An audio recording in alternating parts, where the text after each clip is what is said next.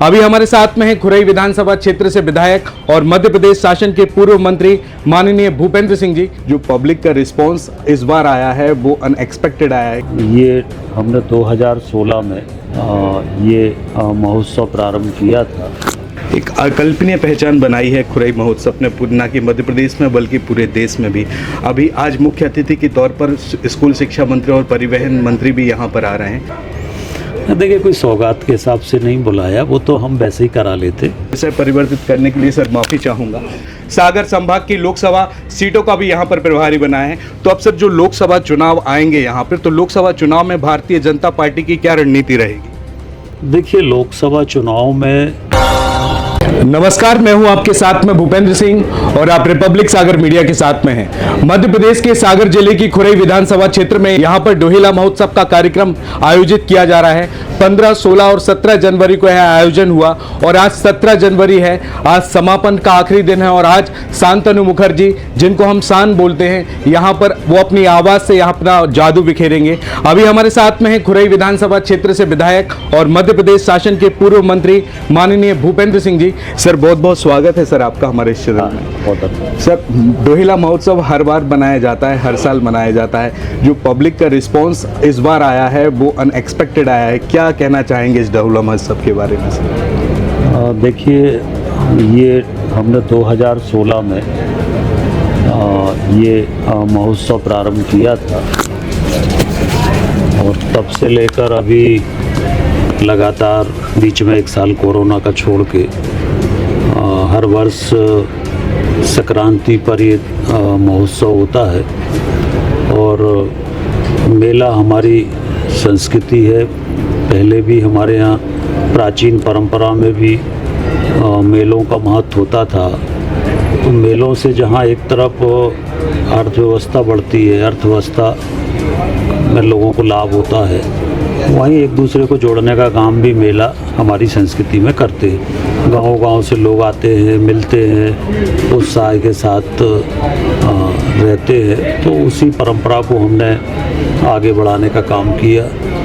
ये जो डोहिला मंदिर है, ये बहुत प्राचीन मंदिर है, लगभग 600 वर्ष पुराना ये मंदिर है, जो कि जल के बीच में बना हुआ है, तालाब के बीच में बना हुआ है और इसकी प्राचीन मान्यता है। और उस नाम से हम लोगों ने ये महोत्सव शुरू किया। यहाँ पर जो किला है, वो किला पहले काफ़ी जीर्ण हालत में था। तो उस किले को पूरा हमने नए सिरे से रेनोवेशन कराया, पूरा बनाया। और अब वो किला जो है वो एक बड़ा अच्छा स्थान हो गया है। तो इस वर्ष से हम लोगों ने नाम परिवर्तित करके खुरई महोत्सव उसका किया है। परंतु इन वर्षों में हम देखें तो सभी जो बड़े बड़े कलाकार हैं, उनके कार्यक्रम धार्मिक भी, सांस्कृतिक भी कार्यक्रम यहाँ पर हुए हैं। और पूरे ज़िले से बाहर तक से लोग, विदिशा से लेके, सागर से लेके, सब तरफ के लोग इस महोत्सव में आते हैं। तो इस महोत्सव के नाम से पूरी बम्बई भी जानती है, बम्बई के पूरे आर्टिस्ट भी जानते हैं। और ये एक ऐसा महोत्सव है कि जो लगातार सोशल मीडिया पे भी पहले दूसरे नंबर पे ट्रेंड करता है देश में। तो ये बहुत ही एक अच्छा कार्यक्रम हर वर्ष होता है। एक अकल्पनीय पहचान बनाई है खुरई महोत्सव ने न कि मध्य प्रदेश में बल्कि पूरे देश में भी। अभी आज मुख्य अतिथि के तौर पर स्कूल शिक्षा मंत्री और परिवहन मंत्री भी यहाँ पर आ रहे हैं। तो क्या कहना चाहेंगे, जो मुख्य अतिथि के रूप में कैबिनेट मंत्री यहाँ पर आएंगे तो कुछ सौगात देकर जाएंगे यहाँ पर? देखिए, कोई सौगात के हिसाब से नहीं बुलाया, वो तो हम वैसे ही करा लेते। वो कोई बात नहीं है, हम सब लोग साथ के लोग हैं जी। तो कार्यक्रम में अतिथि के तौर पे उनको आमंत्रित किया है। 2 दिन चूँकि हम थे नहीं, 15 को ये शुभारंभ हुआ था, पर दिल्ली में बैठक थी 16 को, तो 15 को हमें जाना पड़ा और इसलिए 15-16 हम रह नहीं पाए। तो 15-16 में फिर जिन अतिथियों का तय किया था उनसे हमने आग्रह करके, क्योंकि हम आयोजक हैं, अगर हम ही नहीं रहते तो ठीक नहीं रहता, और इसलिए आज पहले से तय था उदय प्रताप जी का, तो वो अभी थोड़ी देर में पहुंच रहे हैं घर। विषय परिवर्तित करने के लिए सर माफ़ी चाहूँगा। 15, 16, 17 जनवरी को यहाँ पर खुरई महोत्सव मनाया जा रहा था, जहाँ पर 15 जनवरी को यहाँ पर मध्य प्रदेश शासन के मुख्यमंत्री डॉक्टर मोहन यादव आने वाले थे।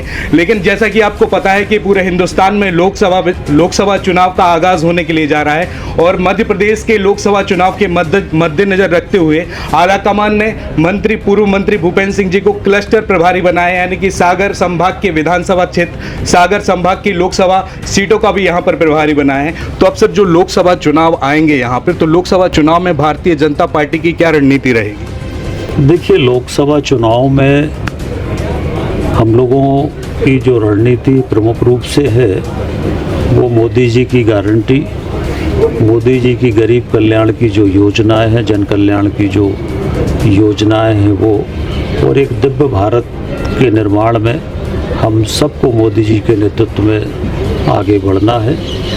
इन सब विषयों को लेकर हम लोग जनता के बीच में जाएंगे। एक राम मंदिर के बाद अब दिव्य भारत का भव्य राम मंदिर बनने के बाद अब दिव्य भारत हम लोगों को बनाना है और उस दिशा में अब मोदी जी के नेतृत्व में आगे बढ़ेंगे। तो इसी संकल्प के साथ गरीबों के कल्याण के लिए मोदी जी की गारंटी, देश के लिए मोदी जी की गारंटी, देश के विकास के लिए, देश के स्वाभिमान के लिए, देश के सम्मान के लिए, देश की संस्कृति के लिए, देश के गौरव के लिए, सबके लिए जो मोदी जी के प्रति लोगों का विश्वास है, उस विश्वास के आधार पर हम लोग जनता के बीच में जाएंगे। और इस बार जिस तरह से सब जगह से रुझान आ रहे हैं, लगभग हम लोग कम से कम 400 लोकसभा सीटों पर इस बार विजय प्राप्त करेंगे और एक ऐतिहासिक बहुमत के साथ मोदी जी फिर देश के प्रधानमंत्री बनेंगे। 22 जनवरी को अयोध्या में श्री राम जी की प्राण प्रतिष्ठा होने के लिए जा रही है।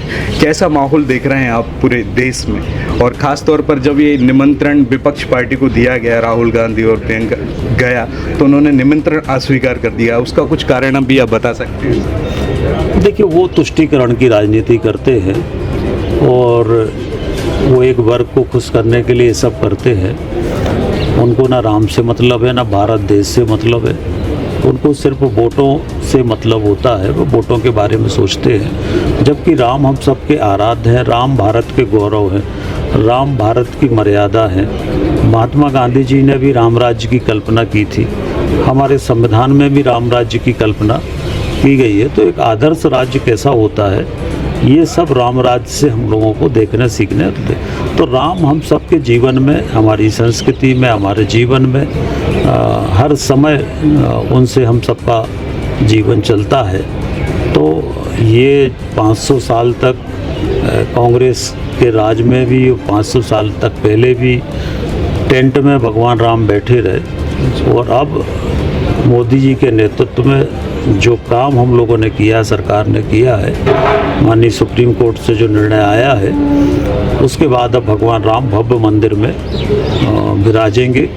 तो ये भारत के स्वाभिमान और सम्मान के प्रतीक भगवान श्री राम 22 तारीख को प्राण प्रतिष्ठा होगी। देश भर में सभी मंदिरों में, मंदिरों की सजाया जा रहा है, मंदिरों की सफाई हो रही है, मंदिरों की पुताई हो रही है। तो एक दिवाली जैसा वातावरण पूरे देश में इस समय, जैसा भगवान राम लंका से जब अयोध्या लौट के आए थे, उसी तरह से भगवान राम अपने देश में 500 साल तक टेंट में बैठे रहे और आज वो भव्य मंदिर में बैठेंगे। तो हर भारतवासी के लिए ये गौरव का विषय होगा। इस चैनल के माध्यम से जनता को कोई संदेश देना चाहेंगे सर? नहीं, देखिए, जनता से यही संदेश तो नहीं है, निवेदन है कि भारत देश को हम सबको मिलके आगे बढ़ाना है।